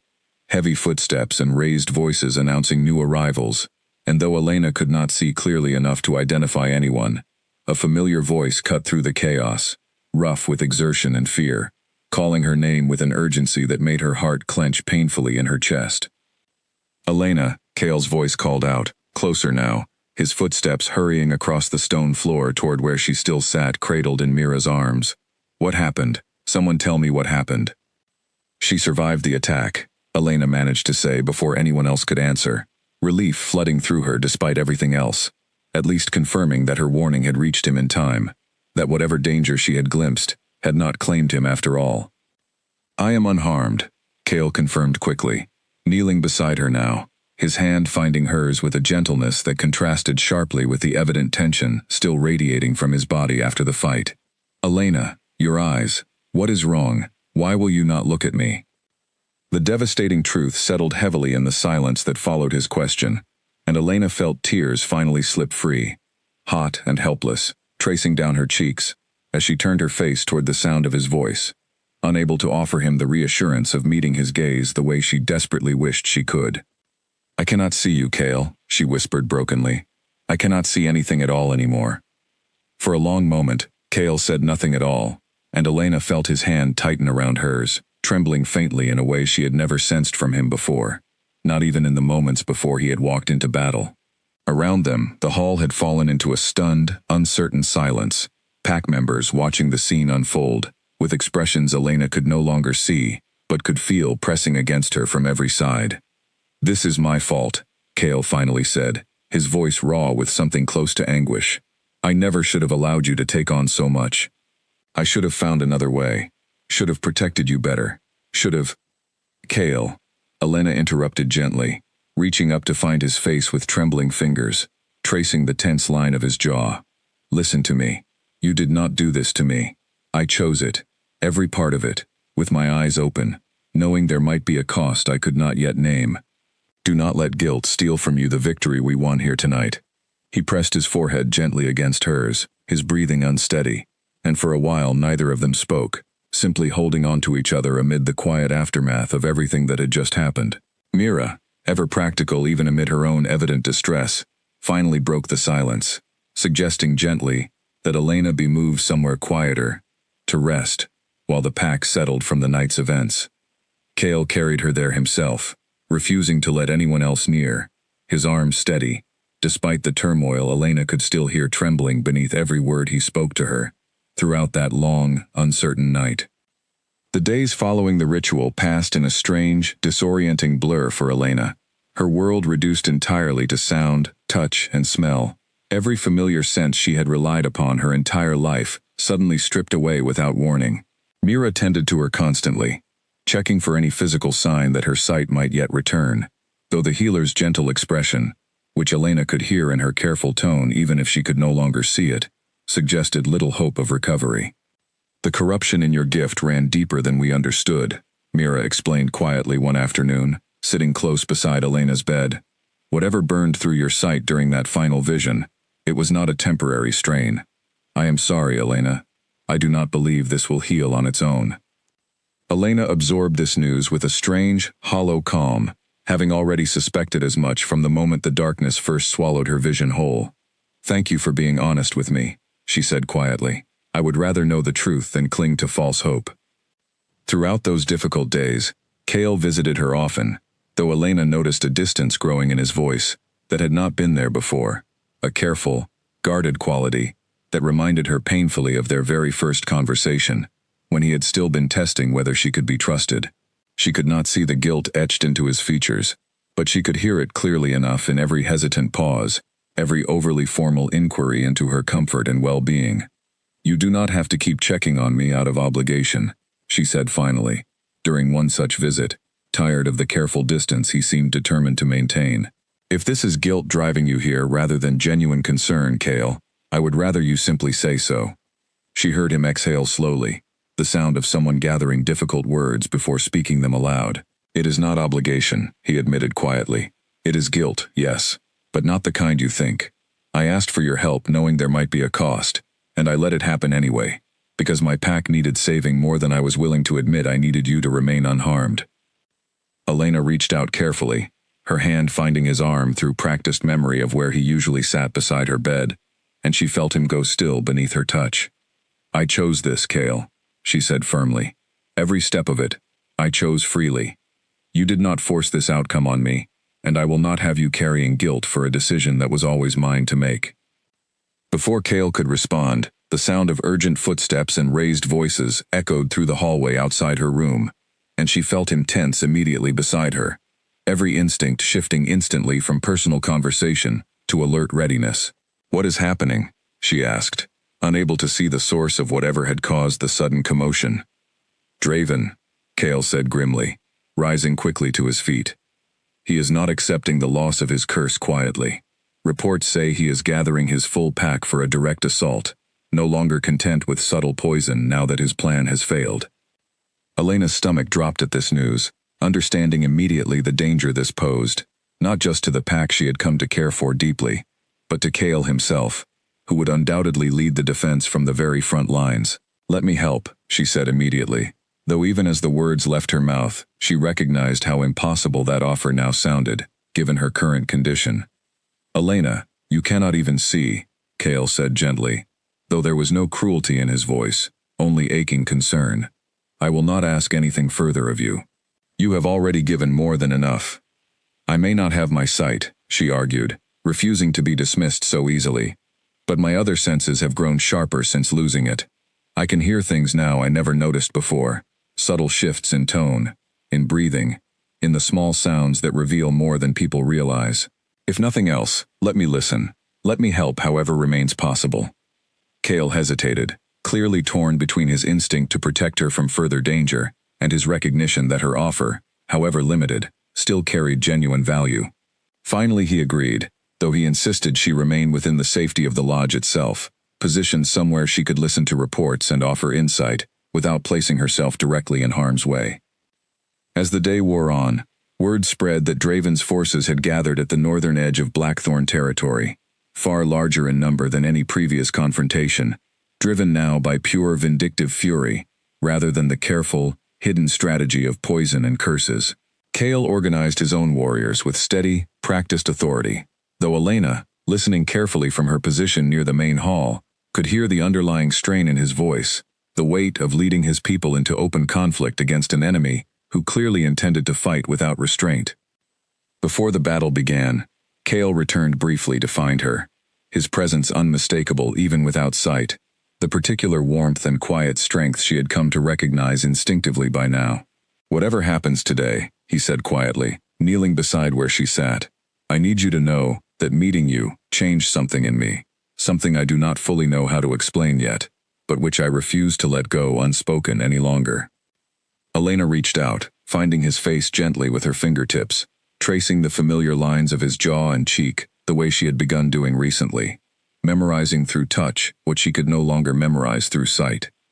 "Come back to me," she said softly. "Whatever unspoken thing you are trying to tell me, save it until after, so I have a reason, beyond simple hope, to know you will return safely."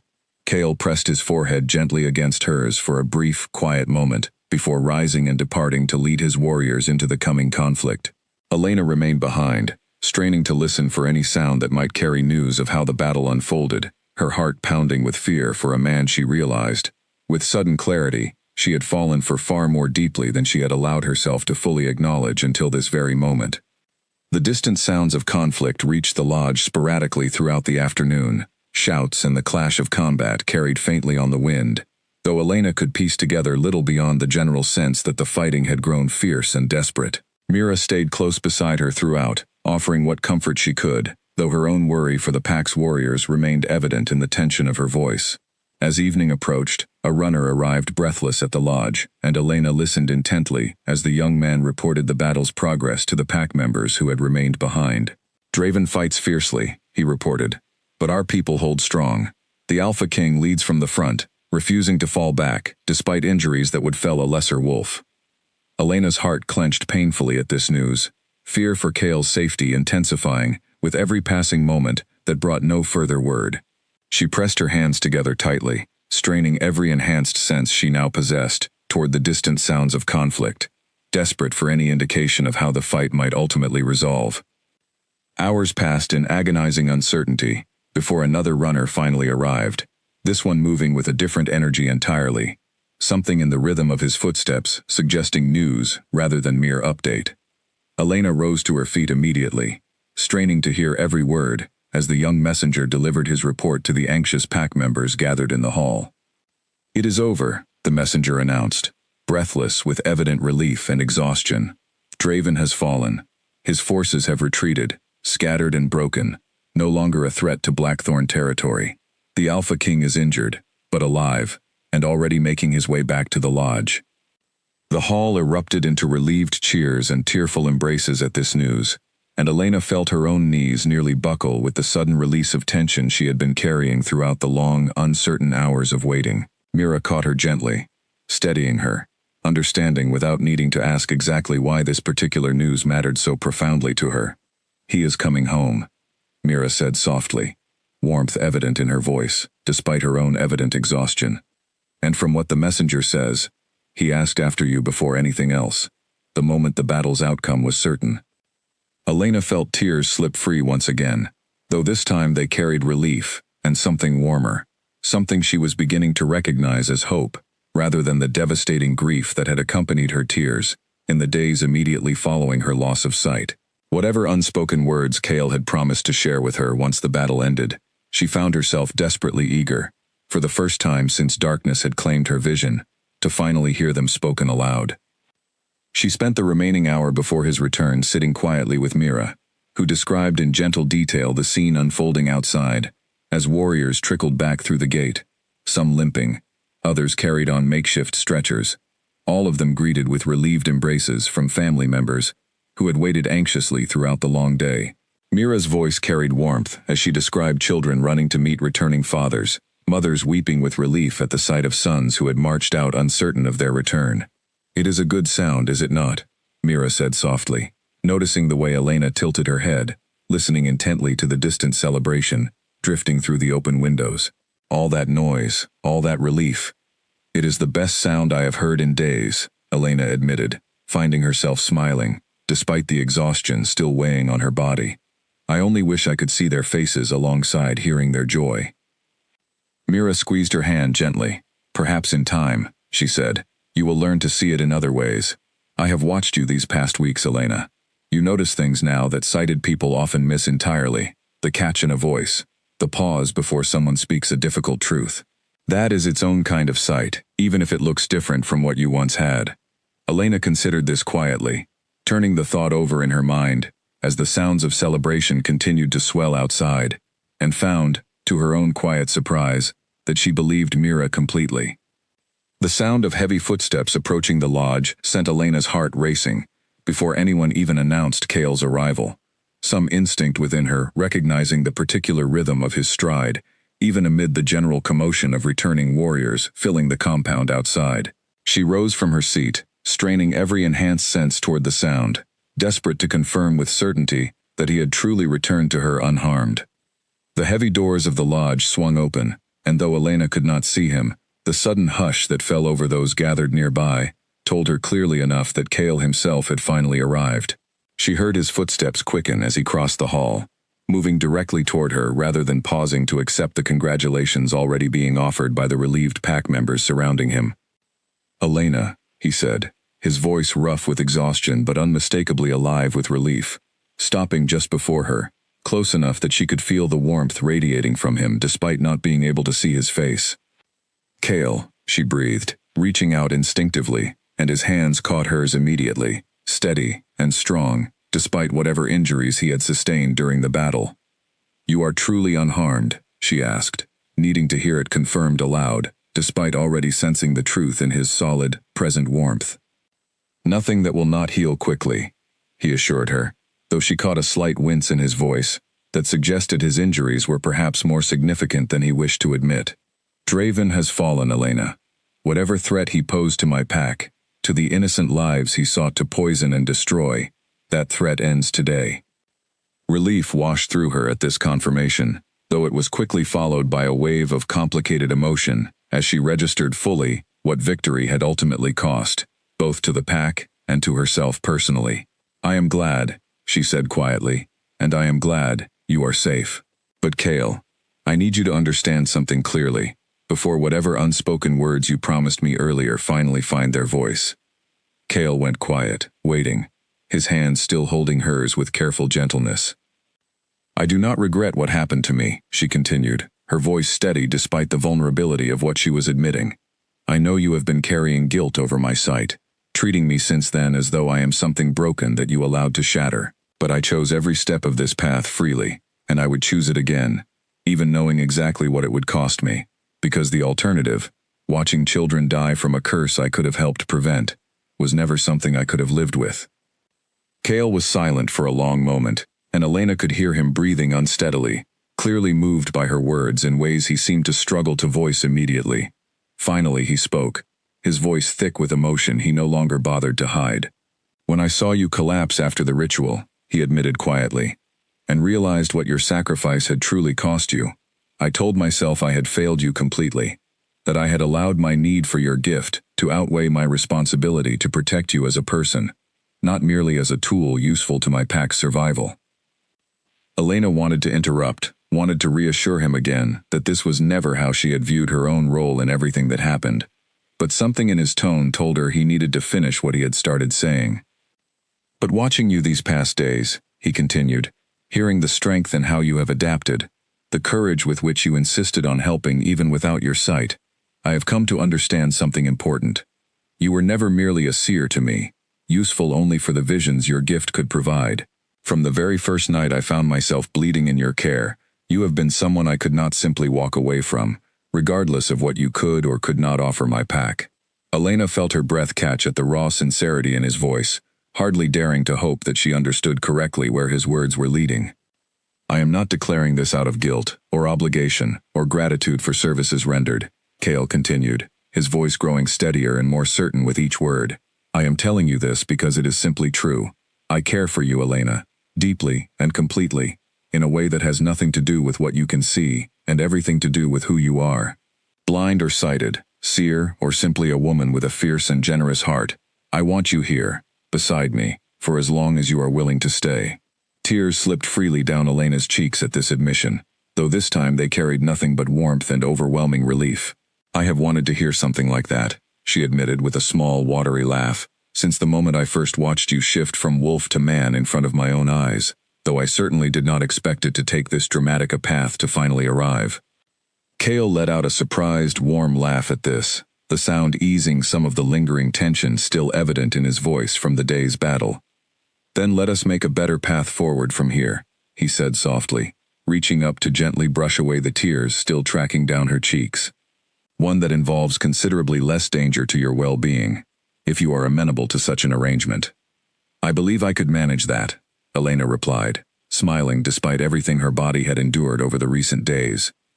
Their quiet, private moment was interrupted gently by Mira's approach, the healer's careful footsteps announcing her presence before she spoke. "Forgive the intrusion," she said warmly, "though I suspect the whole pack would appreciate confirmation that our alpha has returned safely, and perhaps some acknowledgement of whatever announcement seems to be unfolding here." Cale straightened slightly, though he did not release Elena's hand, and Elena could hear the warmth still evident in his voice as he addressed the gathered pack members throughout the hall. "My people," he said, his voice carrying clearly despite his obvious exhaustion. "Today we have won a difficult victory, thanks to the courage of every warrior who fought bravely against Draven's forces. But I would be remiss if I did not also acknowledge the woman whose sacrifice made that victory possible in the first place." The hall grew quiet, attention shifting fully toward Elena, who suddenly felt acutely aware of her inability to see the many faces now watching her. "Elena gave everything she had to save this pack," Cale continued, his voice thick with emotion, asking nothing in return beyond the safety of people who were not even her own kind. "She has earned more than simply our gratitude. She has earned a place among us, should she choose to accept it." A ripple of warm agreement moved through the gathered crowd, voices rising in support and appreciation that Elena could hear clearly, even without seeing the expressions accompanying them. She felt overwhelmed by the genuine warmth radiating from people who, only days before, had regarded her with cautious suspicion, simply because of what she was. "Thank you," she managed to say, her voice thick with emotion, though the words felt entirely inadequate to express the depth of what she was feeling in that moment. As the pack's celebration continued around them, Cale leaned close, his voice pitched low enough that only she could hear it clearly amid the surrounding noise. "There is something else I wish to ask you," he said quietly, "though perhaps this is not quite the right moment for such a serious conversation, given how exhausted we both currently are." Elena smiled, squeezing his hand gently in response. "Whatever it is," she said, "I suspect I already know my answer, regardless of when you choose to ask it properly." Cale's answering smile, though she could not see it, was evident clearly enough in the warmth of his voice as he replied. "Then let us both rest first," he said softly, "and save that particular conversation for a moment, when neither of us is quite so bruised and battered from the day's events." Elena agreed, content for now simply to sit beside him, amid the pack's celebration, her hand held securely in his, feeling for the first time since her sight had vanished, that whatever darkness remained in her vision, her future, unexpectedly, had never looked brighter. Later that night, once the celebration had quieted, and most of the pack had retired to rest after the long, exhausting day, Cale guided Elena outside to a small bench near the edge of the compound, where the cool night air carried the scent of pine and distant wood smoke. He described the sky to her carefully, the scattering of stars visible through a break in the clouds, the pale curve of the moon still low above the tree line, painting the details patiently until Elena could picture it clearly in her mind, despite her inability to see it directly herself. "It sounds beautiful," she said softly, resting her head against his shoulder. "It is," he agreed, "though I confess, watching you listen to my description with such focus has become rather beautiful to witness as well." Elena laughed softly at that, warmth spreading through her chest at the easy affection in his voice. "You are getting sentimental, Alpha King," she teased gently. "Only for you," he admitted without any embarrassment at all, and Elena felt, in that quiet, honest moment, that whatever formal conversation still waited between them, something important had already been settled between their hearts, long before either of them found the words to properly name it. 3 weeks after the battle that ended Draven's threat forever, Elena stood at the edge of the training yard, listening to the familiar sounds of the Blackthorn pack going about their morning routines. Sounds she had come to recognize individually now with a clarity that still occasionally surprised her. The bark of instructions during sparring practice, the laughter of children playing near the kitchens, the steady rhythm of Owen's careful footsteps as he made his way toward the archive with an armful of old texts. All of it had become as familiar to her now as sight itself had once been. She had not regained her vision, and Mira had gently confirmed, during a difficult conversation only days after the battle, that such a recovery was unlikely to ever occur.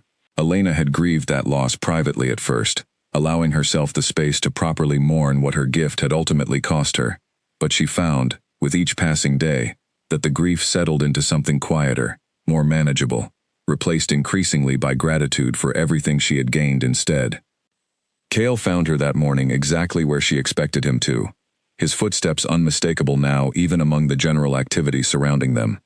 "Good morning," he said warmly, settling beside her with the easy familiarity that had grown steadily between them over the past weeks.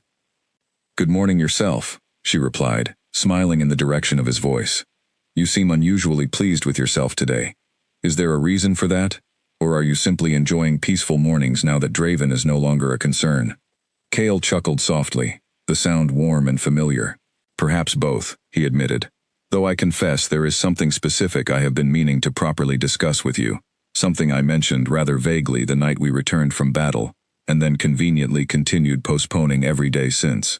Elena raised an eyebrow, curious despite herself. "I had wondered when you might finally return to that particular conversation," she said. "I was beginning to think you had changed your mind entirely." "Never that," Cale said, his voice growing more serious despite the underlying warmth still evident within it. "I have simply been waiting for the right moment, and I believe, given how thoroughly this pack has come to accept and celebrate everything you have given us, that moment has finally arrived." Elena felt her heart begin to race, some instinct telling her exactly what direction this conversation was about to take, though she remained quiet, waiting for him to continue in his own time. "Elena," he said, his voice steady despite an underlying nervousness she could hear clearly beneath his usual composed authority. "From the very first night you helped me despite every reason you had to be afraid, I have known there was something different about you, something I could not fully name, until circumstances forced both of us to confront it directly. You have given everything to this pack, asked for nothing in return, and in the process, you have shown me a kind of courage and generosity I did not know existed outside of old stories and legends." "Cale," she began, though he continued before she could say more, clearly determined to finish what he had started. "I am asking you, formally and completely," he continued, "to become my mate, to stand beside me not simply as someone this pack respects and admires, though you have certainly earned that, but as someone I love, deeply and without reservation, regardless of whether you can see me clearly or not. I do not care what tradition dictates about mates needing to be wolves themselves.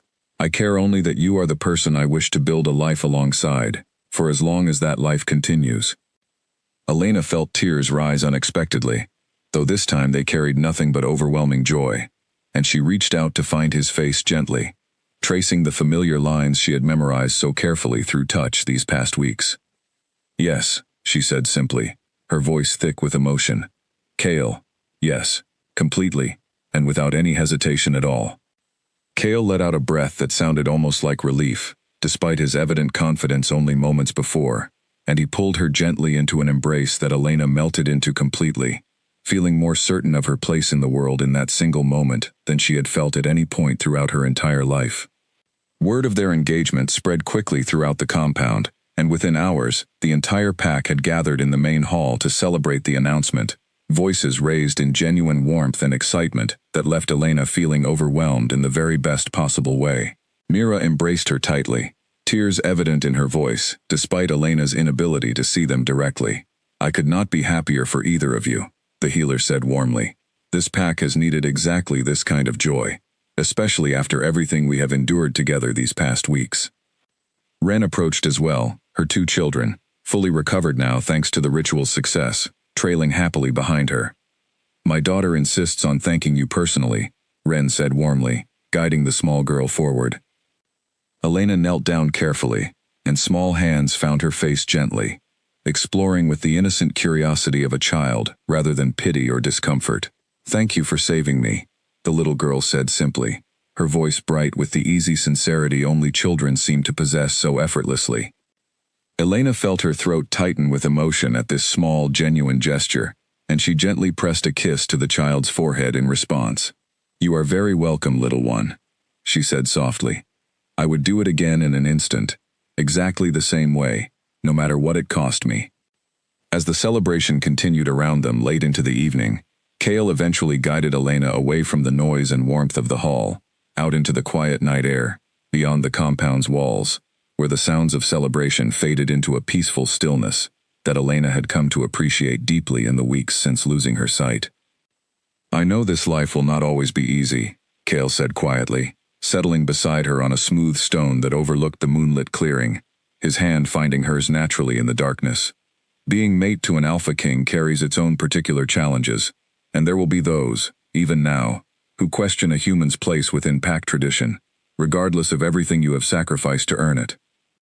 Elena smiled, tilting her face toward the sound of his voice, feeling the cool night breeze against her skin, and listening to the distant, comforting sounds of an owl calling somewhere deep within Blackthorn Forest. "I cannot see the world around me the way I once could," she said thoughtfully, "but I have come to understand something important since that loss, something I do not think I ever would have learned had my sight remained intact." "What is that?" Kale asked softly, genuine curiosity evident in his tone. "I can no longer see the trees, or the stars, or even your face," she said quietly, "though I have memorized every line of it through touch, and I carry that memory more vividly now than sight itself ever allowed. But for the first time in my entire life, Kale, I can finally see something far more important than any of that. I can see exactly where I belong." Kale pulled her closer, pressing a gentle kiss to her temple, his voice thick with quiet emotion as he replied, "Then let me be your eyes," he murmured softly, "for everything you can no longer see directly.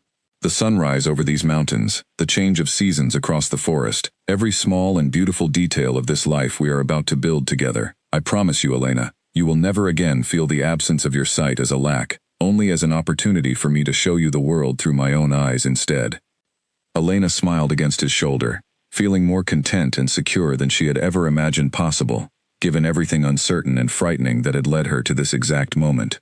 Whatever challenges awaited them in the days and years ahead, whatever doubts still lingered among certain pack members regarding tradition and expectation, she found she was no longer afraid of any of it.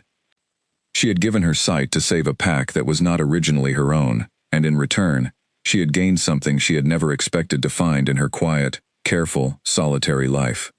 She had gained a home, a purpose, and a love so steady and complete that it filled every space her lost vision had once occupied.